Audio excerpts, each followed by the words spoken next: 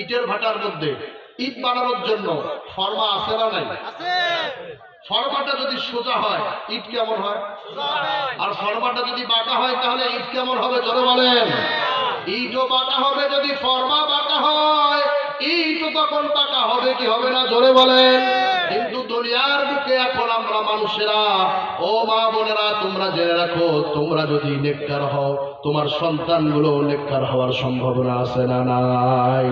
আল্লাহুম্মা সাল্লি আলা মুহাম্মাদিন ওয়া আলা আলি মুহাম্মাদ কামা সাল্লাইতা আলা ইব্রাহিম ওয়া আলা আলি ইব্রাহিম ইন্নাকা হামিদুম মাজিদ। পড়েন পড়েন সবাই পড়েন।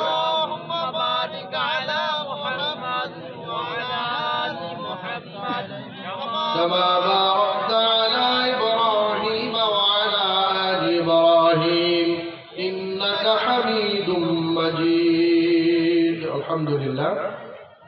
পাটারদারি সাইদুল হক ব্যবসায়ী, ফল ব্যবসায়ী ভাইয়ের বাড়ির সামনে আয়োজনে আজকের এই আয়োজনের সম্মানিত সুযোগ্য সভাপতি জনাব মোহাম্মদ ইউনুস আলী, আজকের এই ওয়াজ মাহফিলের সম্মানিত প্রধান অতিথি জনাব মোহাম্মদ সাইদুল হক, নিরীক্ষা ও হিসাব রক্ষণ কর্মকর্তা, বিভাগীয় হিসাব নিয়ন্ত্রকের কার্যালয় রংপুর। অত্যন্ত গুরুত্বপূর্ণ কথা আপনাদের সামনে পেশ করেছেন যিনি, তার কথা থেকে আমি আমার কথা শুরু করব। এরপরে আজকের আয়োজনের সম্মানিত বিশেষ আলোচক হযরত মাওলানা বিলাল হোসেন ভাই অত্যন্ত গুরুত্বপূর্ণ কিছু কথা হৃদয়ে ব্যথা নিয়ে আপনাদের সামনে তুলে ধরেছেন। এরপরে কথা বলেছেন আজকের আয়োজনের সম্মানিত দ্বিতীয় আলোচক হাফেজ মাওলানা মোহাম্মদ মাহমুদ হাসান, আমার বন্ধু। আমরা একসাথেই বলেছি, অত্যন্ত গুরুত্বপূর্ণ এবং তাৎপর্যপূর্ণ নসিহত আপনাদেরকে করেছেন হযরত আমন্ত্রিত ওলামায়ে কেরাম, তোলাবায়ে ইলম, মুরব্বিয়ানে কেরাম, সম্মানিত ওলামায়ে কেরাম, মঞ্চের সামনে উপবিষ্ট দিনদার মুমিন মুসলমান ভাইরা, রাস্তায় দাঁড়িয়ে গুরুত্বপূর্ণ মেহমানেরা, গুরুত্বপূর্ণ ব্যক্তিবর্গ যারা রাস্তায় অত্যন্ত আদবের সাথে পরিবেশকে সুন্দর করার স্বার্থে ভলান্টিয়ারের দায়িত্ব, কোনো প্রকারের দায়িত্ব পাওয়া ব্যতীতই গ্রহণ করেছেন এবং যথারীতি রাস্তায় দাঁড়িয়ে থেকে আমাদের দিকে অপলক দৃষ্টিতে তাকিয়ে অত্যন্ত মনোমুগ্ধকর ভাবে ভলান্টিয়ারের দায়িত্ব পালন করতেছেন। মঞ্চের পর্দার অন্তরের অবস্থানরত শ্রদ্ধাভাজন মা এবং বোনেরা আমার, আমরা সকলেই সেই মহান আল্লাহ সুবহানাহু ওয়া তাআলার দরবারে শুকরিয়া আদায় করছি যে মহান আল্লাহ তাআলা অসংখ্য মানুষের মধ্যে কিছু লোক রাস্তায় দাঁড়িয়ে পানের দোকানে, চায়ের দোকানে রেখে আমাদেরকে আজকের এই কোরআনের প্যান্ডেলের নিচে এসে বসার তৌফিক দিয়েছেন। এই জন্য আপনারা খুশি না বেজার? আপনারা খুশি না বেজার? একটা যারা খুশি আছেন, যারা বেজার তারা বসে থাকবেন, যারা খুশি মাপছে নিচ্ছে আগেই সকলেই দাঁড়ায় দেবেন। যারা খুশি আছেন আল্লাহর দরবারে সকলকে দাঁড়ানোর জন্য আল্লাহু তাকবীর, আল্লাহু তাকবীর। সবাই দেখে কে খুশি, যারা বসে থাকবেন বলে দেবে এরা মন খারাপ হয়, বাইরে পুরো কাজিয়ে ঝগড়া বাড়ছে। একটু সামনের দিকে আগায় আসেন, সামনের দিকে জোরে জোরে জোরে সামনের দিকে, খুব দ্রুত অল্প সময়। মাশাআল্লাহ, সবাই খুশি আছে। মাশাআল্লাহ মাশাআল্লাহ। রাস্তায় যারা দাঁড়িয়ে আছেন আমার ভাইরা, চায়ের দোকানে, পানের দোকানে, যারা মনে করো আগরবাতির ধোঁয়ার উপরে, এখন এই শীতকালের ধোঁয়ার সাথে আগরবাতির ধোঁয়ার একটা ব্যাপক মেশিন করেছেন, তারাও ধোঁয়াটা অন্তত পক্ষে আগরবাতিটা ফালাই দিয়ে সামনের দিকে এসে প্যান্ডেলের সামনে বসে পড়েন। অত্যন্ত গুরুত্বপূর্ণ কিছু কথা আপনাদের সামনে কোরআন এবং হাদিস থেকে এতক্ষণ শুনেছেন, আবারও আপনাদের সামনে পেশ করা হবে। এই জন্য অনুরোধ থাকবে যুবক ভাইয়েরা, ছোট্ট সোনামণিরা, কিশোর ভাইয়েরা, কোনো প্রকারের বিশৃঙ্খলা ছাড়াই অল্প সময় যদি কিছু কথা বলা হয় শুনতে রাজি আছেন তো ইনশাআল্লাহ? এই যে আপনারা মন মনে খারাপ, সামনের দিকে আগানো নাই, এটা করা যাবে না। আপনারা পাঠানদারির লোক, বুকের পাঠা নিয়ে অত্যন্ত ধৈর্যশীল এবং ভালো, এটা আপনারা প্রমাণ দেখাবেন। কিন্তু আপনারা যদি বিশৃঙ্খলা করেন তাহলে কিন্তু ভালো হবে না। আমরা সেই মহান আল্লাহ তাআলার দরবারে শুকরিয়া আদায় করব সমস্বরে, সুউচ্চ কণ্ঠে, এই আকাশ বাতাসকে তুলপার করে দিয়ে আমরা যে আল্লাহ তাআলার উপর খুশি আছি সেই জন্য আমরা সকলে সমস্বরে সুউচ্চ কণ্ঠে বলি আলহামদুলিল্লাহ। লাখ কোটি দরুদ সে মহামানবের শানে আমরা ইতিপূর্বে পড়েছি, এরপরেও আমরা আরেকবার সংক্ষিপ্ত দরুদ পড়ব। সকলে বলি সাল্লাল্লাহু আলাইহি ওয়াসাল্লাম। মুহতারাম হাজিরিন, আপনারা আমার আলোচনার পূর্বে অত্যন্ত কিছু গুরুত্বপূর্ণ কথা আপনারা শুনেছেন, যে কথাগুলোর উপর আমাদের সবাইকে আল্লাহ যেন আমল করার তৌফিক দান করে, জোরে বলেন আমিন। মুআজ্জাজ হাজিরিন, আমি যদি আপনাদেরকে কোনো কথা আলোচনার প্রয়োজনের স্বার্থে পরিবেশকে সুন্দর করার জন্য আপনাদেরকে জিজ্ঞাসা করি, আমার কথার জবাব কি আপনারা দিবেন ভাইরা? আমার কথার জবাব কি দিবেন আপনারা? যদি আপনারা জিন্দা থাকেন সবাই, তাহলে আমার কথার জবাব দিবেন। আর যদি মনে করি আপনাদের থেকে কোনো জবাব আসতেছে না, তো জবাব ডাকলেও দেয় না, সে হচ্ছে মোর্দা মানুষ। বলে ঠিক না বেটি? এই জন্য আপনারা অল্প সময় কিছু কথা বলবো, আপনাদের সময় নষ্ট করবো না। রাস্তায় কেউ দাঁড়িয়ে থাকতে পারবেন না ভাইরা আমার, এখানে আসেন, অল্প সময় বসবেন, কোরআন ও হাদিস থেকে, কোরআন থেকে কিছু গুরুত্বপূর্ণ কথা হবে, এটা আমাদের জীবনের পাতে হবে। আল্লাহ তাআলা আমাদের সবাইকে কবুল করে, জোরে বলেন আমিন। মুহতারাম হাজিরিন, আমি আল্লাহ তাআলার কোরআনুল কারীম থেকে, কোরআনুল কারীমের মধ্যে 114টি সূরা আছে। কতটি সূরা জোরে বলেন? কতটি সূরা রয়েছে? 114টি। 114টি সূরা এবং 30টি পাড়ায় বিভক্ত করা হয়েছে। 114টি সূরার মধ্যে একটি সূরার নাম হচ্ছে সূরা বনী ইসরাঈল। কি নাম? সূরা বনী ইসরাঈল। সূরা বনী ইসরাঈল এবং 30টা পাড়ার মধ্যে মাঝের সব থেকে পূর্ণতম পাড়ার প্রথম যে সূরাটি, সূরা বনী ইসরাঈলের 23 এবং 24 নম্বর আয়াতে কারিমা আপনাদেরকে তেলাওয়াত করে শুনিয়েছি। আল্লাহ রাসূলের অসংখ্য আহাদিসে মুবারক থেকে, আল্লাহ রাসূলের মুখনিসৃত অসংখ্য বাণী থেকে আমি আপনাদেরকে তিরমিজি শরীফের 1899 নম্বর হাদিস আপনাদেরকে পাঠ করে শুনিয়েছি। আমি আল্লাহ তাআলার কাছে এই প্রার্থনা, এই দোয়া, এই আকাঙ্ক্ষা, এই চাহিদা করছি যেন আল্লাহ তাআলা আমাদেরকে বলনেওয়ালা এবং শুননেওয়ালা সবাইকে যেন আমার তেলাওয়াতকৃত এবং পাঠকৃত হাদিস এবং আয়াতের আলোকে আমল করার তৌফিক দান করে। সকলে বলেন আমিন। মুহতারাম হাজিরিন, আপনাদের সামনে আমার পূর্বে প্রধান অতিথি সাইদুল ইসলাম ভাই যে কথাগুলো আপনাদের সামনে বলেছেন, এই কথাগুলো আমাদের মানার দরকার আছে কি নাই? কিন্তু প্রতিটা ক্ষেত্রে আপনি যদি খেয়াল করেন, মানুষ শুধুমাত্র যারা আমরা বাবা আছি, মা আছি, আমাদের প্ল্যান হলো সন্তান আমাদের খেদমত করবে, সন্তান আমাদেরকে বিভিন্ন দেখভাল করবে, সন্তান আমাদেরকে বিভিন্নভাবে সহযোগিতা করবে, এটা আশা করি। কিন্তু সন্তানদের প্রতি অভিভাবক হিসেবে, মা হিসেবে, বাবা হিসেবে কিছু দায়িত্ব এবং কর্তব্য আছে না নাই? আপনি যদি এগুলো পালন করে চলতে পারেন, তো বৃদ্ধ যখন আপনি হয়ে যাবেন, বৃদ্ধা যখন আপনি হয়ে যাবেন, তখন আবার দেখবেন আপনার উপরও সেই সন্তানগুলো তাদের দায়িত্ব পালন করবে। ছোট্ট থাকাকালীন আপনি সকল দায়িত্ব পালন করেন না, যার ফলে বৃদ্ধ বয়সে গিয়ে তারা আর সন্তানগুলো আর মা বাবার কথার কোনো গুরুত্ব দেয় না। বলেন ঠিক না বেঠিক? আল্লাহর বান্দাগণ, প্রত্যেকটা অভিভাবকের দায়িত্ব এবং কর্তব্য কিছু রয়েছে।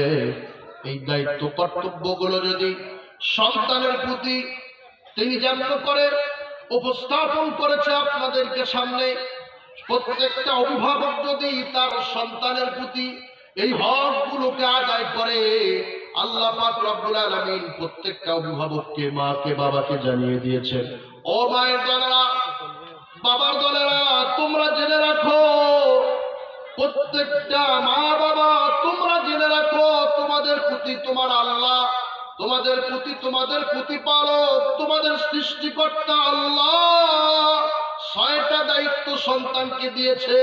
যদি তোমরা তোমাদের সন্তানদের প্রতি এই হকগুলো পালন করে চলতে পারো, তাহলে অবশ্যই আল্লাহ পাক রব্বুল আলামিন সেই সন্তানদেরকে সেই জ্ঞান দিবেন, সেই ইলম দিবেন। আজকে যেখানেই যাবেন, যেমনে যাবেন, যেই পর্যায়ে যাবেন, যেই মুহূর্তে যাবেন, প্রতিটা ক্ষেত্রে শুধু মানে না, শোনে না।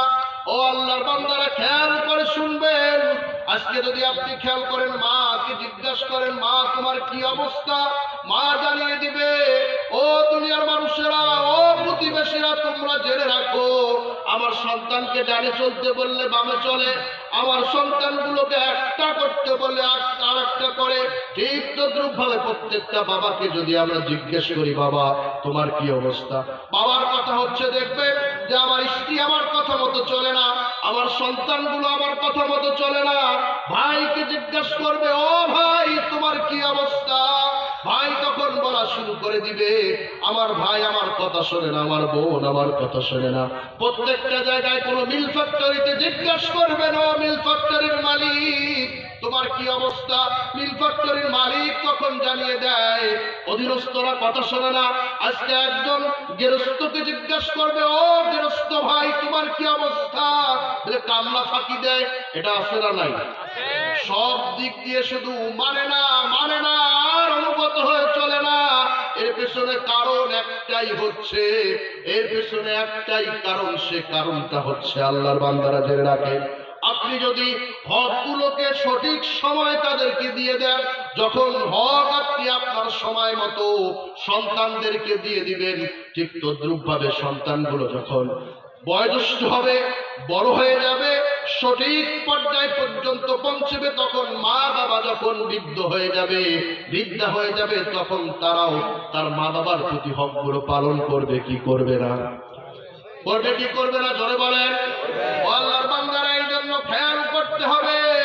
আজ থেকে 14.5 বছর আগে কম বেশি সময়ের কথা আপনাদেরকে বলে দিয়ে যাই, আমিরুল মুমিনিন ইসলামের দ্বিতীয় খলিফা হযরত ওমর রাদিয়াল্লাহু তাআলা আনহুর জামানার কথা বলতেছি। চেনেন ওমরকে? যে ওমরের ব্যাপারে আল্লাহর পয়গম্বর বলেছেন, লাউ কানা বাদি নাবিয়্যুন লা কানা ওমর, আল্লাহ যদি আমার পরে পৃথিবীর বুকে কাউকে নবী করে আমার আল্লাহ পৃথিবীতে পাঠাইতো, ওমরকে আল্লাহ নবুয়তের সমস্ত সেই যোগ্যতাগুলো দিয়েছে। আমার নবীর পরে পৃথিবীতে আর কেউ নবী কি আসবেন? আর কি নবী আসবেন? আর নবী আসবেন না, কিন্তু দুনিয়ার মধ্যে একটা ফিতনা অলরেডি এসে গিয়েছে। সে ফিতনাটার নাম হচ্ছে কাদিয়ানী ফিতনা। বলেন আছে না নাই? এই কাদিয়ানী গোলাম আহমদ কাদিয়ানী নিজেকে নবী বলে দাবি করে, আসলে সে নবী না খারাপ, সে পুরাপুরি ভাবে কাফের, সে বেঈমান। কিন্তু এই কাদিয়ানী সম্প্রদায়ের কাজও বাংলার জমিনে আছে না নাই? ধরে বলেন। মুসলমানদেরকে সতর্ক থাকতে হবে। আল্লাহর পয়গম্বর বলেছেন, আনা খাতামুন নবিয়্যিন, আমি সর্বশেষ নবী, আমার পরে পৃথিবীতে আর কেউ নবী হয়ে আসবে না। বলেন ঠিক না বেটি? আর কেউ নবী হয় পৃথিবীতে আসবে না। কিন্তু আপনি খেয়াল করবেন, ওমরের ব্যাপারে আল্লাহ বলে দিয়েছেন, ওমরকে আল্লাহ নবী হওয়ার সব যোগ্যতা দিয়েছেন কে? ধরে বলেন কে দিয়েছেন? আল্লাহ নবী হওয়ার সমস্ত যোগ্যতাগুলো ওমর রাদিয়াল্লাহু তাআলা আনহুকে দিয়েছেন। এই জন্য আল্লাহর পয়গম্বর বলেছেন, লাউ কানা বাদি নাবিয়্যুন লা কানা ওমর, আমার পরে যদি আল্লাহ কাউকে নবী করে পৃথিবীর বুকে পাঠাইতো, ওমরকে আল্লাহ সেই জিম্মাদারি দিত। জোরে সুবহানাল্লাহ। ও আল্লাহর বান্দারা, সেই ওমরের জামানার কথা বলতেছি। হযরত ওমর রাদিয়াল্লাহু তাআলা আনহুর জামানায় এক মা এবং এক বাবা হযরত ওমর রাদিয়াল্লাহু তাআলা আনহুর কাছে গিয়ে অভিযোগ পেশ করলেন। সন্তানের ব্যাপারে আমাদের অভিযোগ আছে না নাই? জোরে বলেন। সন্তানের ব্যাপারে মা এবং বাবার অভিযোগ আছে না নাই? প্রত্যেকের অভিযোগ আছে। কিন্তু আল্লাহর বান্দারা খেয়াল করবেন, আমিরুল মুমিনিনের জামানার কথা বলতেছিলাম, তখন গিয়ে হযরত ওমরের কাছে বিচার দিল। কার কাছে? জোরে বলেন। জোরে বলেন কার কাছে?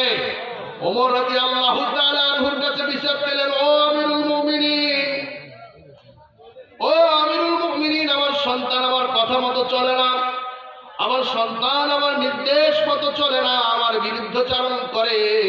সন্তানকে ডানে চলতে বললে বামে চলে, আবার বামে চলতে বললে ডানে চলে। আমিরুল মুমিনিন, কি করা যায় ব্যবস্থা করেন। আমিরুল মুমিনিন তখন চিন্তা করলেন, আমার জামানার মধ্যে বসে কেমন এমন স্পর্ধা হয় যে আমার কথা না শুনে, মা বাবার অনুগত না হয়ে বরং মা বাবার বিরুদ্ধে চারণ করে, এবং তার এত স্পর্ধা আছে। ওই সন্তানকে তখন ডাক দিয়ে নিয়ে আসা হলো। ডাক দেওয়ার পরে সন্তানকে সামনে রাখা হলো, মা বাবাকে দুইজনকেই সামনে রাখা হলো। জিজ্ঞাসা করা হলো, সন্তান তুমি কেন তোমার মা বাবার কথা মতো চলো না? সন্তান তখন বলা শুরু করে দিল যে আসলে আমি আমার মা বাবার অনুগত হয়ে চলি না, ঠিক মতো কথা মতো চলি না। তো তখন আমিরুল মুমিনিন রাগান্বিত হয়ে গেল, এত বড় স্পর্ধা কেমনে তোমার হয়? আমার জামানার মধ্যে বসবাস করে, আমার সময়ের মধ্যে বসবাস করে, নিজের মার কথা মতো চলো না, নিজের বাবার কথা মতো চলো না, কেমন করে এমন সাহস হয়? তখন তিনি সাহাবায়ে কেরামদেরকে বললেন, ও সাহাবায়ে কেরাম, তোমরা জেনে রাখো, একটা কাজ করো, খেজুরের ডাল কেটে নিয়ে আসো, তাকে এখন পিটাইতে হবে। খেজুরের ডাল কাটার জন্য যখন পিটনি দেওয়ার জন্য তখন সাহাবায়ে কেরামকে যখন আল্লাহর বিশিষ্ট একজন সাহাবী, আল্লাহ রাসূলের সাহাবী যখন সুন্দর করে ডাল কাটার জন্য নির্দেশ দিলেন, ডাল কাটতে গিয়েছে। এইদিকে এখন বলেন সন্তানের অবস্থা খারাপ না ভালো? অবস্থা খারাপ, যে আমিরুল মুমিনিন পিটাবে। এই চিন্তা করে যখন আমিরুল মুমিনিন তখন সুন্দর করে জিজ্ঞাসা করার পরে সাহাবায়ে কেরামকে যখন একদিক দিয়ে লাঠি আনার জন্য পাঠিয়েছেন, এখন সন্তানটা ভয়ে তার ভিতরে ভীত সন্ত্রস্ত হয়ে গিয়েছে। তখন আমিরুল মুমিনিনকে জিজ্ঞাসা করলেন, ও আমিরুল মুমিনিন, আমার জানা রয়েছে যে প্রত্যেকটা সন্তানের দায়িত্ব এবং কর্তব্য তার মা এবং বাবার প্রতি আছে, এটা আমি জানি।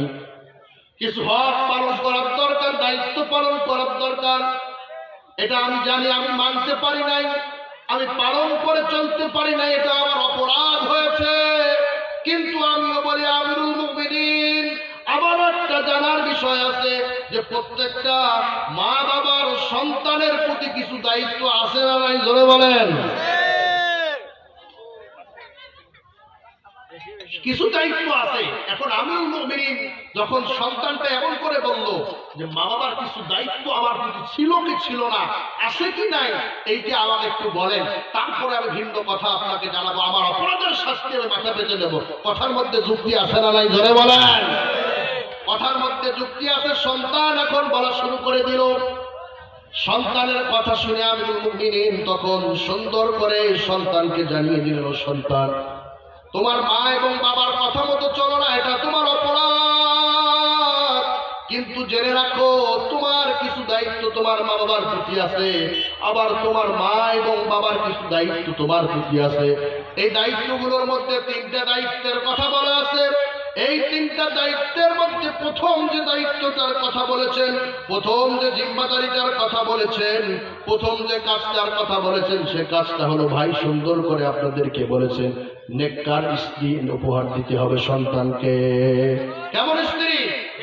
নেককার স্ত্রী। এখন ছেলেগুলো চিন্তা করবেন, যুবক ভাইয়েরা চিন্তা করবেন, তাহলে নেককার আপনি ফটকা, আপনি বাজে, আপনি খারাপ জীবন যাপন করবেন, আর নেককার স্ত্রী চাবেন, এটা কখনো হতে পারে? আপনিও নেককার হলে নেককার স্ত্রী আসার সম্ভাবনা কম না বেশি? ধরে বলেন। এই জন্য খেয়াল করতে হবে। আমিরুল মুমিনিন হযরত ওমর এক নম্বরে জানিয়ে দিল, ও সন্তান, তোমার বাবার এবং তোমার মায়ের প্রথম যে দায়িত্ব, বাবা হিসেবে প্রথম দায়িত্ব ছিল নেককার মা তোমাকে উপহার দিবে। কেমন মা? এক নম্বর দায়িত্ব কি? জোরে বলেন। ওয়াজ বাড়ি তো নিতে হবে কিছু। এক নম্বর দায়িত্ব কি? এই নেককার মা দিবেন তো?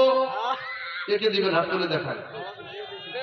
আবার এই কাম করেন না, দেখতেছে ওরা যা করছেন। যারা বিয়ে করেন নাই তারা এখন থেকে ফেকের করবেন, যারা বিয়ে করছেন তারা কি করবেন? এদেরকে সুন্দর করার চেষ্টা করবেন। রাজি আছি ইনশাআল্লাহ? আল্লাহ সবাইকে কবুল করেন, জোরে বলেন আমিন।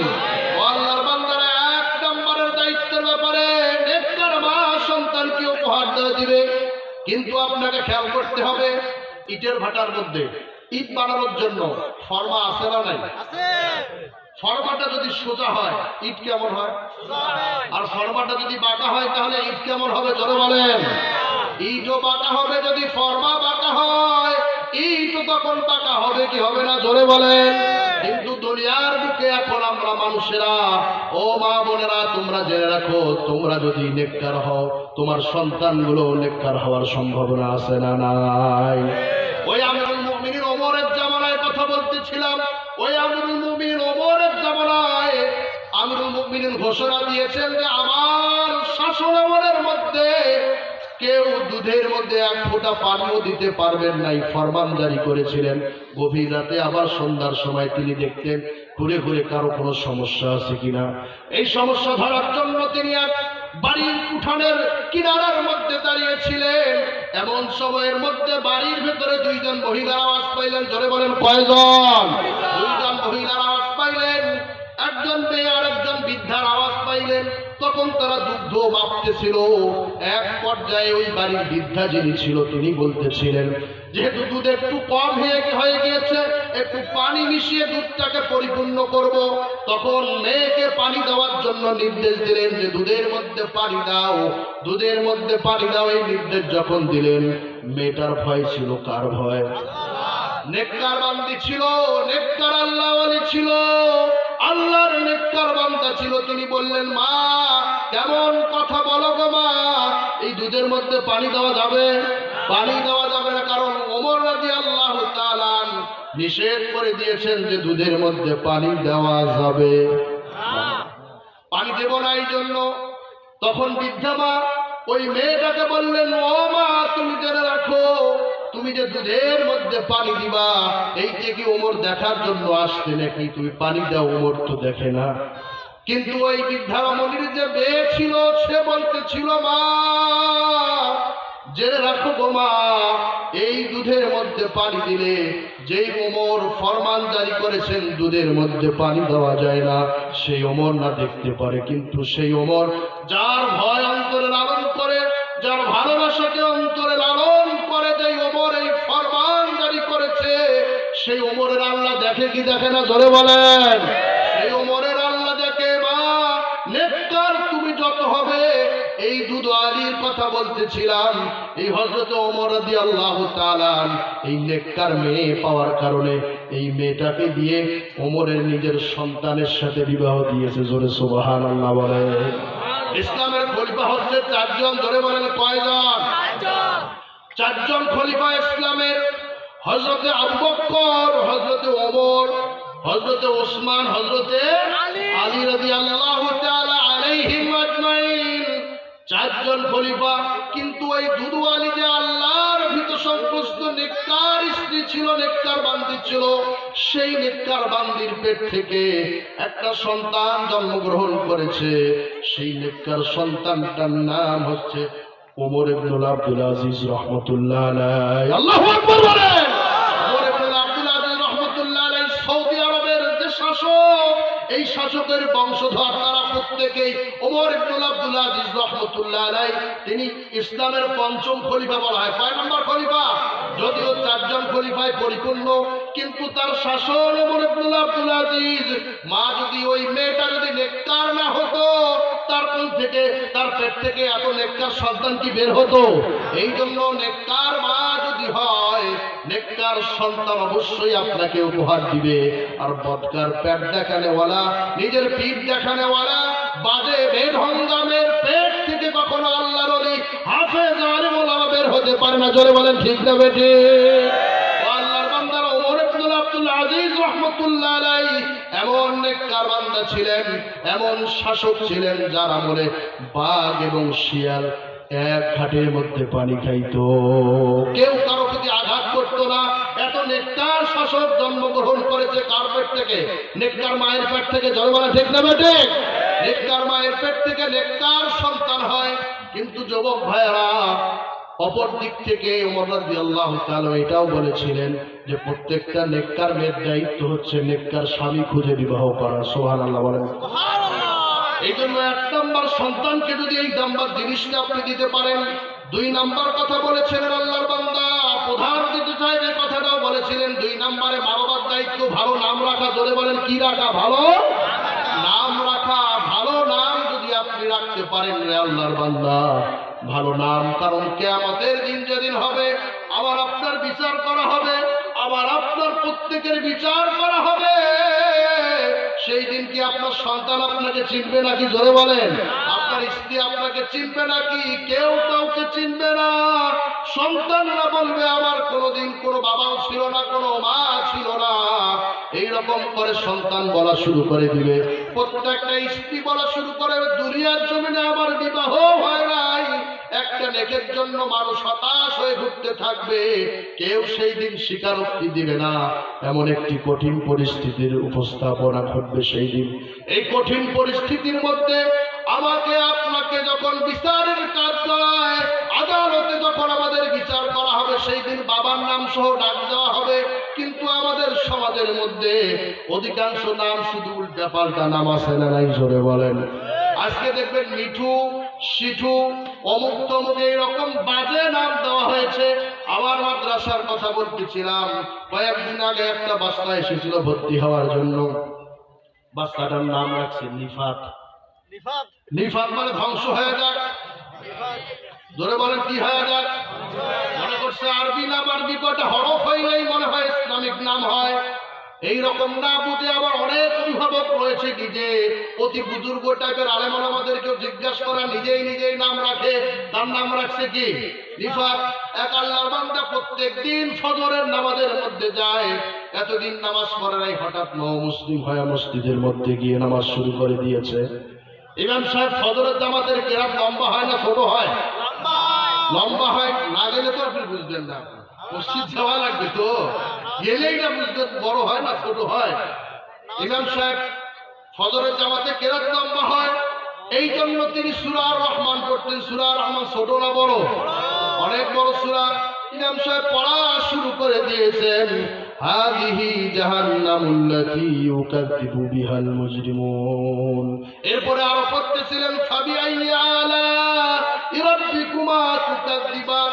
এই সূরাটির মধ্যে ৭৮টি আয়াত রয়েছে।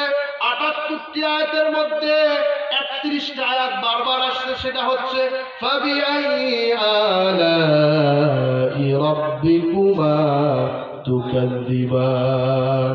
দুইটা একটা আয়াতের পরে পরে ফাবিআইয়ি আলাঈ রাব্বিকুমা তুকাযযিবান এই সূরা আছে না নাই জোরে বলেন?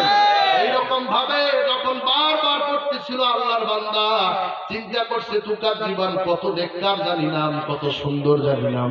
ওই আল্লাহর বান্দা বিয়ে করার পরে একটা ছোট্ট সন্তান, ফুটফুটে সন্তান কোলের মধ্যে আসছে। ওই সন্তানটার নাম রাখছে তুকাযযিবান। জোরে নাউজুবিল্লাহ বলেন। তুকাযযিবান শব্দের অর্থ মিথ্যাবাদী। ও না বুঝে তার সন্তানের নাম রাখছে তুকাযযিবান। রাস্তা দিয়ে যাইতেছিলেন, যে ইমামের পিছনে সে নামাজ পড়ে, ওই ইমাম সাহেবের সাথে দেখা, যে কোথায় যান? যে এখানে যাই। যে হুজুর দোয়া করেন, আমার একটা ছেলে সন্তান হয়েছে, ওই ছেলে সন্তানটার নাম রাখছি তুকাযযিবান। হুজুর কো আল্লাহ করছে কি? তুকাযযিবান মানে মিথ্যাবাদী। সন্তান এখনো ছোট্ট, মিথ্যা সত্যের কি বোঝে, আপনি কেন এই নাম রাখলেন? তবে হুজুর নামাজ তো তেমন খুব একটা পড়ি না, কারণ আমল যে আছে এইটা দিয়ে জান্নাত পার হয়ে জাহান্নাম পর্যন্ত যাওয়া যায়। আছে না এরকম লোক? আছে না? এইরকম অনেক বুজুর্গ আছে, কয় ওরা নামাজ পড়ে, ওদের থেকে আমরা অনেক ভালো আছি। কয় কি কয় না? মানে এত বেশি ভালো আছে, জান্নাত পার হয়ে জাহান্নামে যাওয়ার মতো আমল জমা আছে না নাই? ও আল্লাহর বান্দারা, এইরকম করে হুজুর বললে এই নাম রাখা যাবে? এইরকম করে আর এক আল্লাহর বান্দা হাজী সাহেব হজ করতে গেছে, অনেকগুলা টাকা খরচ করে নতুন হজ করে বাড়ির মধ্যে আসছে। আসার পরে ফজরের জামাত করার জন্য মসজিদের মধ্যে গেছেন। মসজিদের মধ্যে যাওয়ার পরে ইমাম সাহেব সেইগুলো সূরা আর রহমান পড়ছে, ফাবিআইয়ি আলাঈ রাব্বিকুমা তুকাযযিবান পড়ার পরে হাযিহি জাহান্নামুল্লাতী ইউকাযযিবু বিহাল মুজরিমুন। এখন হাজী সাহেব কয় কি এত বড় সাহস, নয়া হজ করি, এতগুলো টাকা খরচ করি হজ করি, আজ তোমার মই জাহান্নাম উচ্চার। কত বড় বুজুর্গ, এমন বুজুর্গ আছে না নাই? বোঝে না, শোনে না, শুধু মলবির ভুল ধরার তালে থাকে। এমন মলবির ভুল ধরা লোক সমাজে আছে না নাই? নতুন ইমাম নিবে ভাই, মসজিদের ইমাম নিবে। ইমাম সাহেবকে কি করছে? নেওয়ার জন্য ইন্টারভিউর জন্য ডাকে কি ডাকে না? ইন্টারভিউর জন্য ডাকছে। ইন্টারভিউ ঈশার নামাজ পড়ার জন্য দিছে। ইমাম সাহেব সূরা আলা পড়ছে। ওই মসজিদের যে সভাপতি, তার নাম হচ্ছে ইব্রাহিম, সেক্রেটারির নাম হচ্ছে মুসা। ইব্রাহিম আর কি? আরে ভাই কথা না কইলে কেমনে হয়? সেক্রেটারির সভাপতির নাম হচ্ছে ইব্রাহিম, আর সেক্রেটারির নাম কি? যে সূরা আবার ইমাম সাহেব পড়ছে, ওই সূরা পড়তে পড়তে শেষের যে আয়াতটা, সেই আয়াতটার নাম হচ্ছে সুহুফি ইব্রাহিম ওয়া মুসা। কি এর মনে মনে মহা খাপা কয় কি? নামাজের পরে এখন কেশিয়ার মিটিং আছে, বসেন সবাই। কেশিয়ার মহাগরম।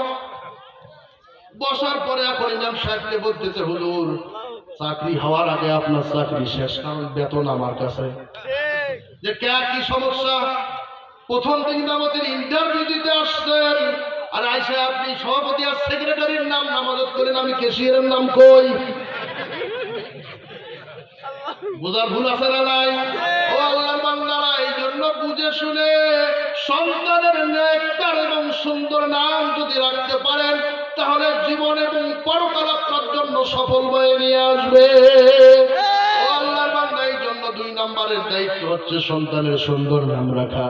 3 নম্বরের দায়িত্ব সন্তানকে কিসের শিক্ষা দেওয়া? কোরআন কারিমের শিক্ষা দেওয়া। এই জায়গাটার মধ্যে ধরা খাওয়া আছে।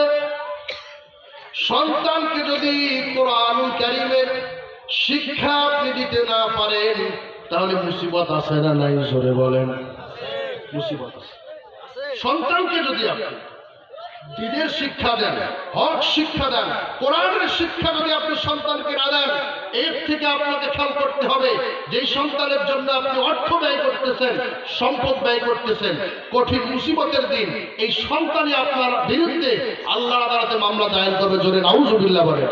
সূরা হামিম সিজদার মধ্যে যেদিন আমার আপনার বিচার হবে, যেই সন্তানের সুখের জন্য আপনি কষ্ট করতেছেন, যেই সন্তানের ভালোর জন্য আপনি এত কষ্ট করে জীবন চালাইতেছেন, আল্লাহর বান্দা নিজে না খেয়ে সন্তানকে প্রতিপালন করতেছেন, সন্তানকে যদি কোরআনুল কারীমের শিক্ষা না দেন, সন্তানকে যদি কোরআনুল কারীমের শিক্ষা আপনি না দেন, এই সন্তানটা কঠিন মুসিবতের দিন আল্লাহর আদালতে দাঁড়াবে।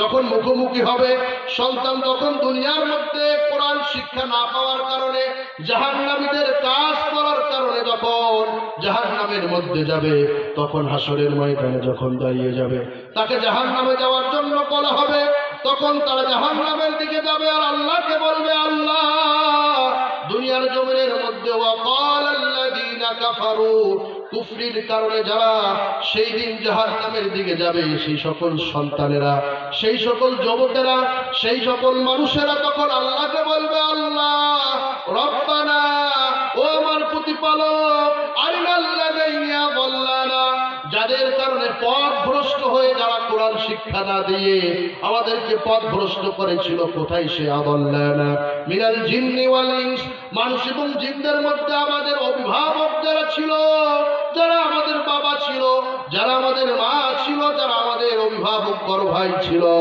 মামা ছিল, তারা কোথায় গেল? তারা যদি আমাদেরকে কোরআনের শিক্ষা দিতেন, হাদিসের শিক্ষা দিতেন, আজকে আমাদেরকে জাহান্নামে যাওয়া লাগতো? জাহান্নামে যাওয়া লাগতো না। সুতরাং আমরা যাদের জন্য জাহান্নামের মধ্যে যাব, তাদেরকে আমাদের কাছে নিয়ে আসেন। কেন নিয়ে আসবো? নাজালহুমা তাহতা কদামিনা, তাদেরকে আমাদের কাছে নিয়ে আসেন, তাদেরকে আমরা পদপিষ্ট করব। মানে সন্তান হয়ে বাবার কাঁধের উপর পা রেখে তাদেরকে সহ জাহান্নামে যাওয়ার জন্য আল্লাহকে বলবে, আল্লাহ একাই জাহান্নামে যাব না, যাদের জন্য আমি আজকে, যাদের না শিক্ষা দেওয়ার কারণে আমি আজকে জাহান্নামের মুখোমুখি, আর তাদেরকে নিয়ে আমি জাহান্নামে যাব, একাই যাব না। ধরে নাউজুবিল্লাহ বলেন। ও আল্লাহর বান্দারা, শুধু তাই নয়, আপনার বিরুদ্ধে মামলা দায়ের করার পরে আল্লাহ পাকের দরবারে আরো একটা মামলা ঠুকে দিবে। কেমন মামলা? জেনে রাখেন, সেই দিন সুন্দর করে আল্লাহ পাক রব্বুল আলামিন কোরআনুল কারীমের মধ্যে স্পষ্ট করে সন্তান আপনার বিরুদ্ধে মামলা দায়ের করে, তখন আপনার বিরুদ্ধে সুন্দর করে, আপনার বিরুদ্ধে ব্যাপক একটা ষড়যন্ত্র সুন্দর করে, যে সন্তানের জন্য এত কষ্ট করলেন, এই সন্তান যদি আপনার বিরুদ্ধে আল্লাহর আদালতে মামলা দায়ের করে, বাঁচার কি কোনো বুদ্ধি থাকবে নাকি? ও আল্লাহর বান্দারা, এই জন্য 3 নাম্বার কোরআনের শিক্ষা সন্তানকে দিতে হবে। কোরআনের শিক্ষা যদি দিতে পারেন, আল্লাহর পয়গম্বর স্পষ্ট করে বলতেছে, একটা বাড়ির থেকে 2টা সন্তান বের হয়ে যায়, একটা সন্তান কোরআনের শিক্ষা শেখে, আর একটা সন্তান ধরেন অন্য কোনো দুনিয়াবি শিক্ষা শেখে। 2টা সন্তানে সুন্দর করে বাড়ির থেকে বের হয়েছে। আল্লাহর বান্দা, বাড়ির থেকে বের হওয়ার পরে 2টা সন্তানে, একজন মাদ্রাসার দিকে যাচ্ছে, আরেকজন স্কুলের দিকে যাচ্ছে। 2টা সন্তান যখন রাস্তা দিয়ে হাঁটে, আল্লাহর পয়গম্বর বলে, আল্লাহর কোরআন শেখার জন্য যে সন্তানটা রাস্তা দিয়ে রওনা দিয়েছে, আমার আল্লাহ পাক রব্বুল আলামিন ওই সন্তানের পায়ের নিচে ফেরেশতাদেরকে নির্দেশ দিয়েছে, পায়ের নিচে ফেরেশতারা নূরের পাখা বিছায়া দেওয়ার কারণে ওই সন্তানটা মাদ্রাসায় যাবে এমনি এমনি নয়, ওই সন্তানের পায়ের নিচে ফেরেশতারা তাদের নূরের পাখা বিছায়া দিবে। জোরে সুবহানাল্লাহ। নূরের পাখার উপর দিয়ে সন্তান মাদ্রাসায় যায়, কিন্তু যে দুনিয়াবী শিক্ষা শেখে এ কিন্তু নূরের পাখার উপর দিয়ে যায় নাকি? জোরে বলেন। এই জন্য সন্তানকে যদি দিনের শিক্ষা দেন তাহলে উপকার হচ্ছে। আপনার সন্তান আপনার জানাজা পড়বে, জোরে সুবহানাল্লাহ বলবেন না? আপনার সন্তান আপনার জন্য জানাজা পড়বে। আল্লাহর পয়গম্বর হাদিস শরীফের মধ্যে বলেন, কোন সন্তান যদি তার মা বাবা মারা যাওয়ার পরে মা বাবার লাশকে সামনে নিয়ে নিজের জানাজা, নিজের মায়ের জানাজা, নিজের বাপের জানাজা যখন সুন্দর করে পড়াবে, ওই সন্তানটা যখন ডান কাঁধে সালাম ফিরাবে, বাম কাঁধে সালাম ফিরানোর পূর্বে ওই মা বাবার জীবনের গুনাহ মাফ করে দিবেন আল্লাহ। জোরে সুবহানাল্লাহ। মা বাবার জীবনের গুনাহ মাফ করে দিবেন কে? জোরে বলেন। আল্লাহ ওই মা বাবার গুনাহ মাফ করে দিবে।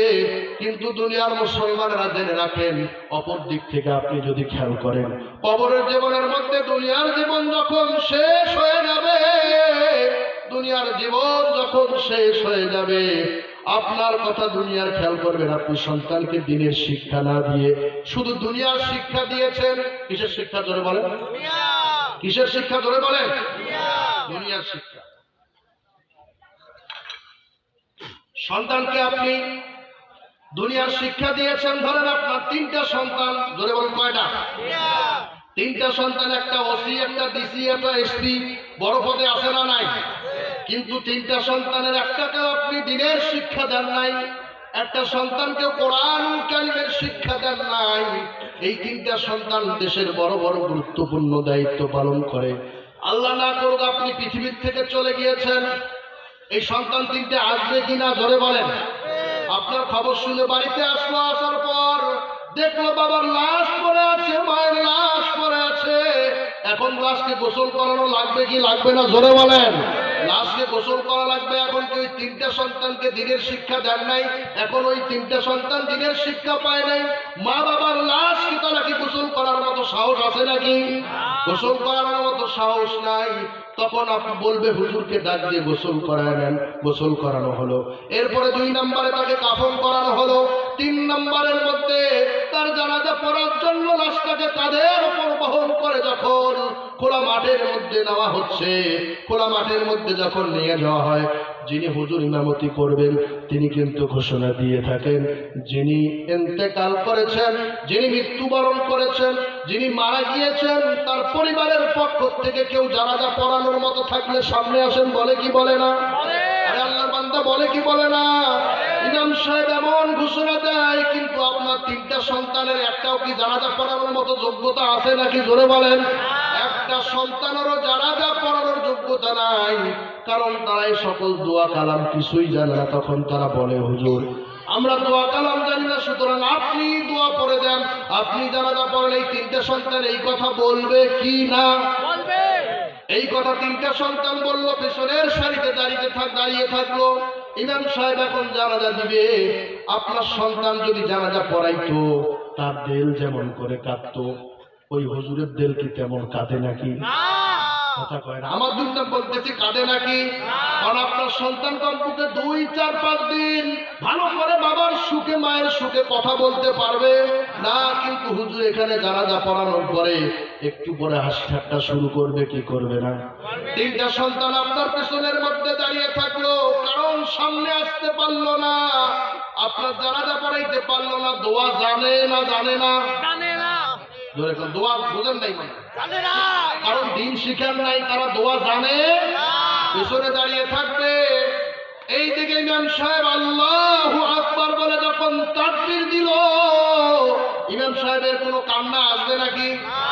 কিন্তু আপনার সন্তান যদি জানাজা পড়াইতো, কত ভাগ্যবান ওই মা, যেই মায়ের সন্তান নিজেই নিজের মায়ের জানাজা পড়াইতে পারে। কত ভাগ্যবান ওই মেয়ে, কত ভাগ্যবান ওই মা, যার গোসলটা নিজের মেয়ে মরার পরে নিজের গোসলটা করায় দিতে পারে।